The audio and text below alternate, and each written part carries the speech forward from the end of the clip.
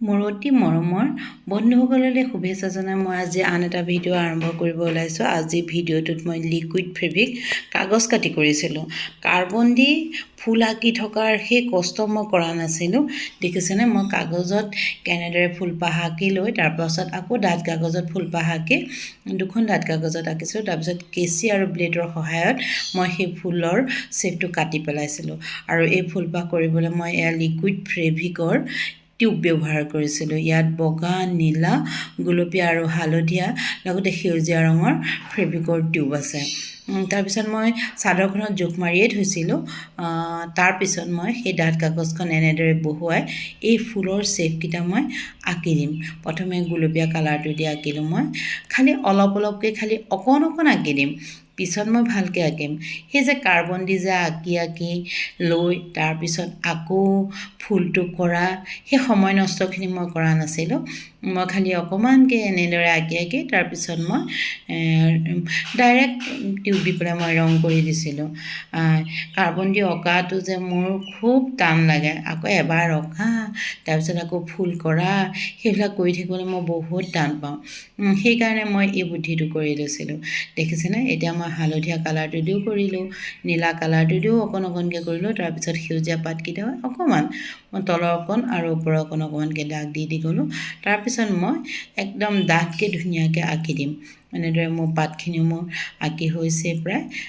এতিয়া মই ডাঠ কাগজখন বহুত আস্তে মানে লাহেকৈ উঠাই দিম। দাগটো বেলেগত নলগাকৈ। দেখিছেনে কেনেকৈ ফুলৰ শ্বেপত অকণকৈ কালাৰ হৈ আছে। এইয়া এতিয়া মই এনেদৰে টিপি ডাঙৰকৈ ধুনীয়াকৈ জিলিকাকৈ ফুলপাহ টিউব দি পেলাই আঁকি পেলালোঁ। দেখিছে এপাহ ফুল মোৰ হৈ গ'ল।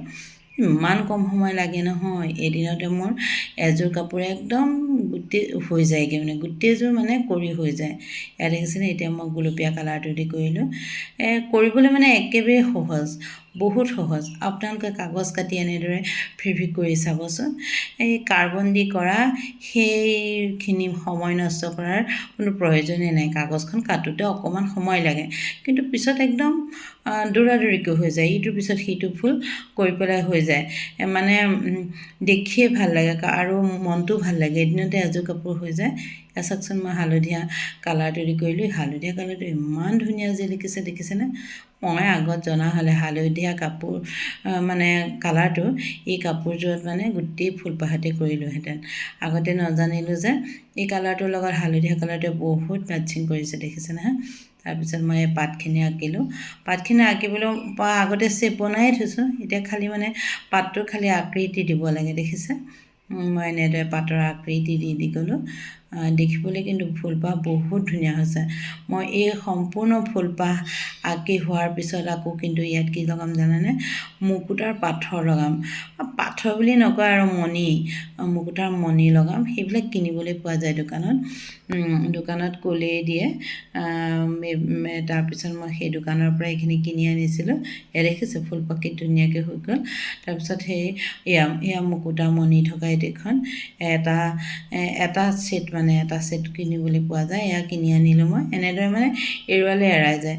তাৰপিছত মই এনেদৰে তাৰ পৰা সেই মণিকেইটা এৰুৱাই পেলাই এনেদৰে লগাই গ'লোঁ। এনেদৰে যে এৰুৱাইছোঁ আপোনালোকে গম পাইছেনে বাৰু। সেই মণিকেইটাৰ পিছ চাইডে যে আঠা থাকে, আঠাখিনি মই এনেদৰে টানি এৰুৱাই পেলাই এনেদৰে লগাই গ'লে মানে কাগজত হওক কাপোৰত হওক লাগি যায়। কিন্তু তাৰপিছত আকৌ কি কৰিব লাগে জানে, 24 ঘণ্টাৰ ভিতৰত সেই মণিখিনি আৰু ফুলখিনি লুটিয়াই পেলাই ইস্ত্ৰি কৰি দিব লাগে। এনেও লিকুইড ফেব্ৰিক মানে কি কৰিব লাগে, কাপোৰটো লুটিয়াই দি যোনফালে মানে ফেব্ৰিক কৰা যায় সেইফালে ইস্ত্ৰি নকৰি লুটিয়াই তলফালে ইস্ত্ৰি কৰি দিব লাগে। আৰু এই মণিখিনিত থকা আঠাটো মানে কি হয়, তেনেদৰে ইস্ত্ৰি কৰি দিলে মানে নিকপকপীয়া হৈ লাগি থাকে, কেতিয়াও এৰুৱাবলৈ সাধ্য নাথাকে।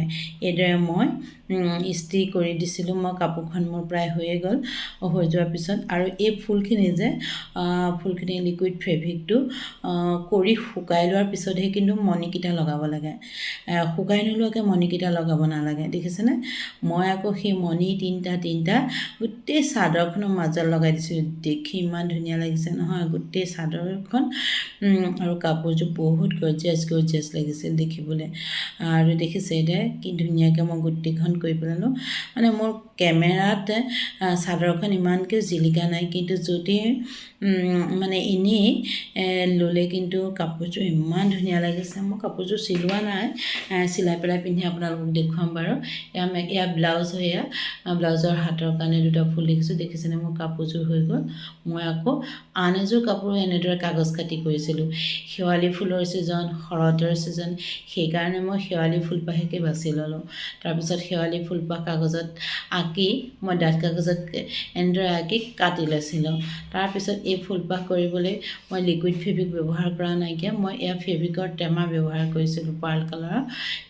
টেমা ব্যৱহাৰ কৰিছিলোঁ লগত মই এইটো মিডিয়াম দিছিলোঁ আৰু এয়া ব্ৰাছ দুডাল ব্ৰাছ হয় এডাল 1 নম্বৰ ব্ৰাছ আৰু এডাল হ'ল 0 নম্বৰ ব্ৰাছ তাৰপিছত মই এনেদৰে আঁকি গ'লোঁ এটাৰ পিছত এটা ফুল মানে গোটেই ফুলপাহ কিন্তু নাআঁকো দেই এনেদৰে মই খালি দাগ দিহে যাম এনেদৰে দাগ দি গ'লোঁ এই মাজে মাজে যিখিনি ফাঁক আছে সেই ফাঁকখিনি দাগ দি গ'লোঁ পিছত মই ধুনীয়াকৈ আঁকি দিম কাগজ কাটি ফুল অঁকাৰ এইটো এটা বেলেগ মজা পিছত যে ধুনীয়াকৈ আঁকিব পাৰি এনেদৰে আঁকি গৈ কিন্তু কাৰ্বন দিটো আঁকিলে একেকোবতে ফুলপাহ আঁকিব নোৱাৰি কাৰ্বন দি আঁকিলে ফুলপাহ এবাৰ কাঠ পেঞ্চিল দি অঁকা তাৰপিছত আকৌ তাৰ ওপৰতহে ৰং কৰিব লাগিব এতিয়া দেখিছে মই সেই চেপখিনিৰ ওপৰতে মই কি ধুনীয়াকৈ সেই শেৱালি ফুলৰ ফুলটো মই আঁকি গ'লোঁ ধুনীয়াকৈ ব্ৰাছ দি পেলাই আঁকি গ'লোঁ মই কাগজখনত কেইটামান ফুল কাটি লৈছিলোঁ আকৌ সেইকেইটাকে আকৌ ওপৰলৈ বহুৱাই দি পেলাই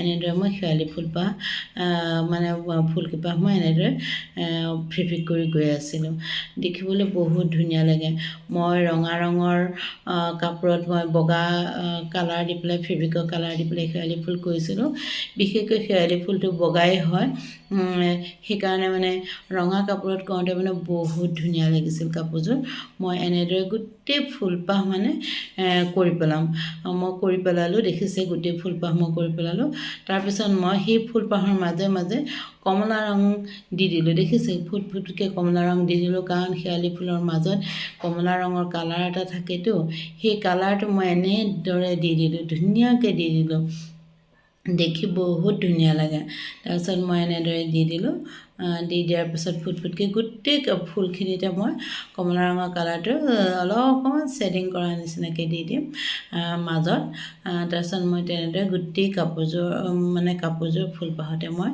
দি দিলোঁ দেখিছেনে মই কি ধুনীয়াকৈ সেইখিনি দি দিলোঁ এতিয়া মই ফুলৰ ঠাৰিখিনিতো দিম কিন্তু দেই ফুলৰ ঠাৰিখিনিতো কমলা ৰং থাকে নহয় আপোনালোকে মনত পেলাওকচোন শেৱালি ফুলপাহৰ ঠাৰিটো কিন্তু কমলা ৰং থাকে মই এই যে সৰু সৰু বগা বগা যে দেখিছে সেইখিনি আকৌ ফুলৰ কলি আঁকি থৈছোঁ এতিয়া মই সেই কলিখিনিৰ তলত মই কমলা ৰং দিলোঁ দি পেলাই তাৰপিছত আকৌ মই সেউজীয়া ৰং দিলোঁ সেউজীয়া ৰংখিনি কি হয় গছৰ ঠাৰি কমলা ৰঙো থাকে তাৰপিছত সেউজীয়া ৰঙো থাকে এইদৰে মই কমলা ৰং আৰু সেউজীয়া ৰং দি পেলাই ফেব্ৰিক কৰি গ'লোঁ ফেব্ৰিক কৰি গ'লে মানে কি হয় গোটেই ফুলপাহ দেখিবলৈ চাবচোন এটাৰ পিছত এটা ফুল মই কৰি যোৱাৰ পিছত দেখি কি ধুনীয়া লাগিছে এটাৰ পিছত এটা ফুল মই কৰি গৈছোঁ দেখি ধুনীয়া লাগিছে ফুলখিনি মোৰ অলপমান ঘন হৈছে মই কাগজখনত থকাতকৈও দুপাহমান মই মাজে মাজে পাতলা হৈ থকাৰ কাৰণে দুপাহমান মই বেছিকৈ আঁকি দিছিলোঁ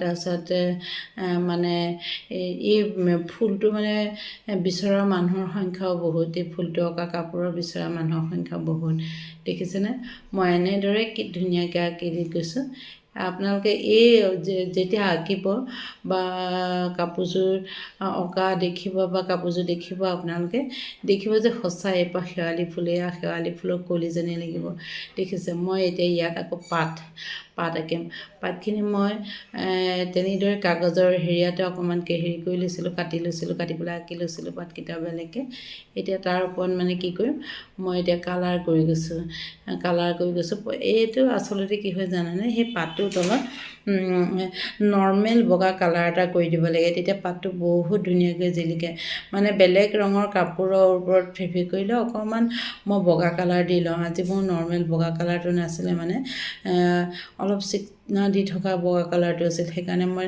প্ৰথমতে বগা কালাৰটো দি পেলাই কৰি ল'ব নোৱাৰিলোঁ সেইকাৰণে মানে এই পাতটো কৰোঁতে 2-3বাৰমান মই সেউজীয়া কালাৰটো দি ফেব্ৰিক কৰিব লাগিব কাৰণ জিলিকিব লাগিবতো বগা কালাৰটো দিলে বহুত ধুনীয়াকৈ সহজতে জিলিকি আহে কিন্তু এতিয়া মানে কি হ'ল বগা কালাৰটো নিদিয়াৰ বাবে সোনকালে মানে সেউজীয়া কালাৰটো মানে জিলিকি অহা নাই 2-3বাৰ দিয়াৰ পিছত মানে ধুনীয়াকৈ জিলিকি আহিব মই এনেদৰে পাতখিনি মানে আঁকি দিলোঁ পাত 2-এটা দিলে বহুত ভাল লাগে ফুলপাহ দেখাটো শুৱনি হয় আৰু ভাল লাগিব ধুনীয়াকৈ মই এনেদৰে আঁকি দিছোঁ দেখিছেনে আপোনালোকে এনেদৰে কৰি চাবচোন বহুত ভাল লাগে কাপোৰযোৰে বহুত ধুনীয়া লাগে দেখিবলৈ শেৱালি ফুল দি এনেদৰে কৰিলে কাপোৰযোৰ দেখি বহুত ধুনীয়া লাগে আপোনালোকে বেলেগ কালাৰৰ কাপোৰৰ ওপৰতো কৰিব পাৰে মই এযোৰ ৰঙাত কৰিছোঁ আৰু বেলেগ কালাৰো কৰিছিলোঁ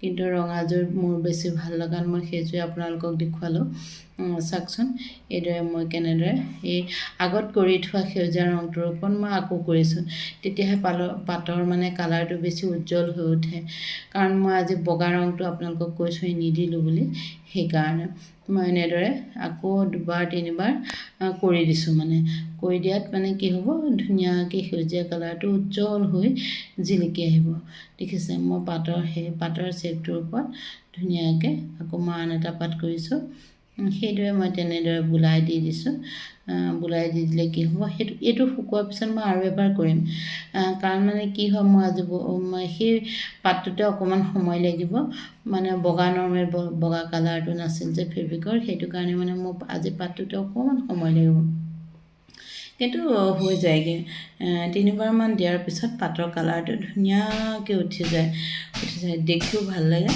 দেখিছেনে কি ধুনীয়া লাগিছে পাতৰ সতি শেৱালি ফুলৰ ঠাৰি কলি বহুত ধুনীয়া লাগিছে এতিয়া শৰৎকালৰ বতৰত মানুহৰ শেৱালি ফুলটো বৰ প্ৰিয় ন আৰু শেৱালি ফুল স্বাস্থ্যৰ কাৰণেও কম উপযোগী নে চাওকচোন মোৰ ফুলপাহ হৈ গ'ল মোৰ এই চাদৰখনত মই মাত্ৰ 3টা ফুলহে কৰিছোঁ চাদৰখন মোৰ গোটেইখন কমপ্লিট হোৱা নাই কমপ্লিট হ'লে আপোনালোকক দেখুৱাম বাৰু গোটেই কাপোৰযোৰ মই মাত্ৰ চাদৰখন আৰম্ভ কৰিছিলোঁ দেখিছে আঁতৰৰ পৰা দেখি কিমান ধুনীয়া লাগিছে এয়া ফুলপাহ এপাহ ফুল মই দেখুৱাইছোঁ আৰু ইয়াৰ মাত্ৰ 3পাহ ফুলেই হৈছে মই আকৌ চাদৰখনত বেছি অকণমান ডাঙৰকৈ ফুল দিয়াৰ কাৰণে বেছি ফুলো নাআঁকিম মাজে মাজে 2-এপাহ সৰু সৰু দি পেলাই আঁচলকেইটাত এটা আঁচলত এনেদৰে কৰিলোঁ এফালে ডাঙৰ এফালে সৰু ইটো আঁচলতো এফালে ডাঙৰ এফালে সৰু দিম আৰু এটা বুকুত পৰাকৈ ধুনীয়াকৈ ফুল দি দিম দেখিছে কাপোৰযোৰ কিমান ধুনীয়া লাগিছে বন্ধুসকল আপোনালোকৰ ভাল লাগিলে লাইক কমেণ্ট শ্বেয়াৰ কৰিবলৈ নাপাহৰিব